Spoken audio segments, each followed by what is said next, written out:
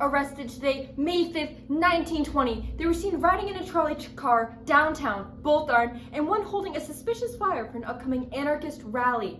These two are suspected to be behind the mysterious 2 murders and robbery that took place at Slater and Morrill's shoe factory in South Braintree. They are being held in jail and will be tested later this afternoon. Order, order, order. We are gathered here today on June 22nd, 1920, to address the 2 murders and robbery taken place at the Slater and Morrill shoe factory. Frederick A. Parmenter and his bodyguard, Alessandro Berardelli, were murdered on April 15, 1920.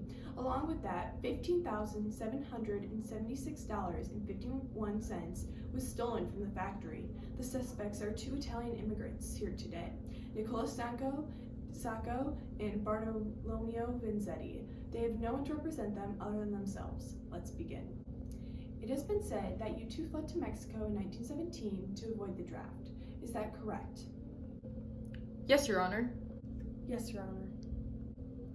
Okay, each of you say your alibis, starting with you, Mr. Sacco. On April 15th, I had taken the day off work and traveled to Boston to get my passport from the Italian consulate there. And we've received word from an official from the consulate testifying that you were there, and several eyewitnesses have seen you en route to or in Boston. And what about you, Mr. Vanzetti? I was peddling fish at Plymouth on the day the incident took place, Your Honor. Okay, and several witnesses have agreed to your alibi, sir. Now let's start with the day of your arrest. Were you 2 aware, or told by Chief Stewart or Mr. Katzman, that you were being arrested for suspected murder and robbery? No, sir, I had no idea I was suspected for murder. No, sir, I was too busy peddling my fish at Plymouth. So why did you lie to the police when you were arrested? You testified that you lied. We lied because we denied associating with the anarchist Buddha, and we lied about visiting the garage. We lied because we believed we were being arrested for radical charges, not for murder or robbery. We lied to protect ourselves and our friends from punishment.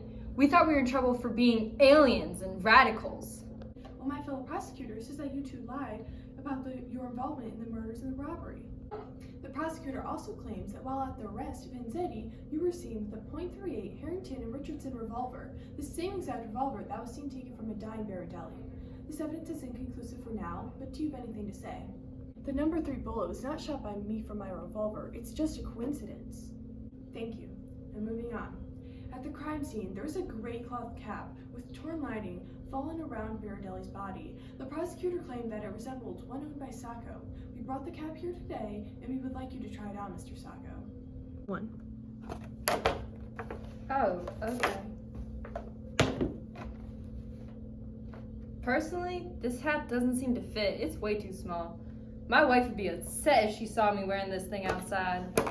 Well, the prosecutor maintains his idea that it fits, and it's yours. It is most likely torn from you hanging it on a nail at work, or from you trying to get rid of evidence. Mr. Sacco is joined by his wife, Rosina, today. Would you like to add anything, Rosina? Yes, I do have something to add. I know for a fact that gray cap is not my husband's. Frankly, he doesn't even look good in that type of cap. Okay, thank you for your input, ma'am. This is the second trial for the Sacco and Vanzetti case. It is July 14th, 1921, and the jury has made its decision. Sacco and Vanzetti are both convicted of first-degree murder and will be sentenced to 6 years on death row. With the recent decision being made in court, I have decided to go out and talk to some of the recent jurors that have been released. Reports have said that they have been very biased in their decision-making. Sir, do you think this is true? Personally, I think they better hang every damn one of those Italians by the balls. After 6 years on death row, Sacco and Vanzetti have finally been put to rest. Here are their final words. Farewell to my wife and kids and all my friends. Long live anarchy! I've never committed a crime in my life. I'm suffering because I'm a radical, and indeed I am a radical. I've suffered because I was Italian, and indeed I am an Italian. I've suffered more for my family and for my beloved than for myself.